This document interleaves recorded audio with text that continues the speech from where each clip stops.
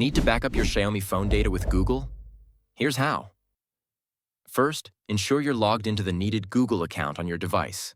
To check this, go to its settings by tapping the gear icon. Then choose Additional Settings. And go to Accounts and Sync.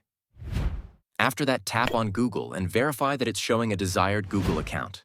Go back to the settings. Tap on your About Phone tab at the top. Scroll down to Backup and Restore. Find your Google Backup tab. Select Backup and check memory status to ensure you have enough storage in your Google Drive.